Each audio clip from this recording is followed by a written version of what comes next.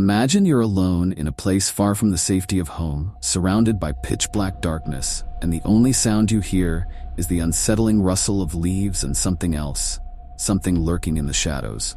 Tonight, we follow one man's descent into a nightmare he'll never forget. Welcome to Night Alone. Our story follows a man named Jake. Now, Jake was an adventurous spirit, someone who took pleasure in testing his limits. In his 30s, with a career in architecture and a passion for exploring abandoned sites, he wasn't one to scare easily. But there's one experience he never shared with anyone, an experience he buried until now. It all started one late evening. Jake had heard rumors of a dense, forgotten forest that locals swore was haunted. Naturally, he laughed it off. Haunted forest? Sounds like a tourist trap, he thought. But his curiosity got the better of him, and he made the drive out to see it for himself. As Jake made his way through the forest, he noticed something strange.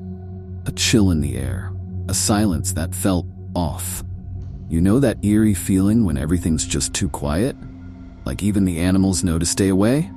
Well, Jake laughed it off, muttering, "Guess they're scared of me," adding a forced chuckle to shake off the feeling. But as he took a few more steps, he began to notice faint footprints.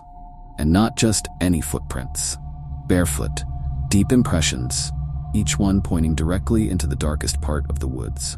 With a flashlight in hand, Jake decided to press on, following the footprints. Soon, the trees grew thicker, almost bending toward him, their branches weaving a twisted canopy overhead. And then, he stumbled upon a small clearing with an old, rundown shack. The wood was rotting, the windows shattered. There was no logical reason anyone would be there. Just as he was about to turn back, he heard a faint whisper like someone calling his name. He froze. "Come on, Jake, keep it together," he whispered, half laughing. But something was drawing him in, like he couldn't leave even if he wanted to. Against every ounce of common sense, Jake stepped inside. The air inside was thick, almost suffocating, and the walls were covered in strange symbols. Now, Jake wasn't superstitious, but even he felt a chill run down his spine. Suddenly, his flashlight began flickering. And then, as he tried to shake it back to life, he heard something behind him, a low, guttural whisper, just inches from his ear. "Leave. Now." Jake turned, but there was nothing there, just the shadows. Yet somehow, they felt alive. A cold sweat began to creep down his face as he tried to convince himself it was all in his head. As Jake struggled to get his bearings, he noticed a small notebook lying in the corner, caked in dust and grime. Against his better judgment, he picked it up and opened it. Scrawled on every page was a single word, repeated over and over: "Stay." He flipped through the pages, his hands trembling. Then he found a photograph tucked between the pages, a photograph of himself, standing in front of the shack. He dropped the book, his breath coming in short gasps. How was that possible? He had never been here before. Suddenly, Jake felt a presence, a weight, like something was standing directly behind him. He forced himself to turn around, and there, barely visible in the darkness, was a figure. Its face was blurred, almost like it was fading in and out of reality, but its eyes were locked on Jake's. Cold, unfeeling. In a moment of nervous humor, he stammered, "Hey, sorry for intruding. Didn't know this was occupied." The figure didn't move, but the air grew colder, and Jake's breath turned to visible puffs of mist. As Jake backed away, he began to feel dizzy, his surroundings shifting. The symbols on the walls seemed to blur and pulse. Suddenly, he found himself in a memory, a childhood flashback of a night in a forest, eerily similar to this one. Had he been here before? Was this figure connected to something from his past? Jake's head was spinning, his fear turning into a mix of confusion and dread.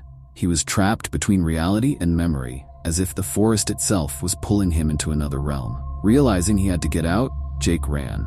The flashlight barely worked, but he used what little light he had to find his way back. Every step felt heavy, like he was moving through water.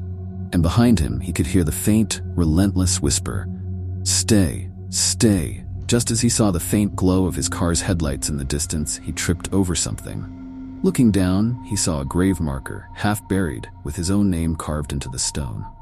Panicked, Jake scrambled to his feet, made it to his car, and sped off without looking back.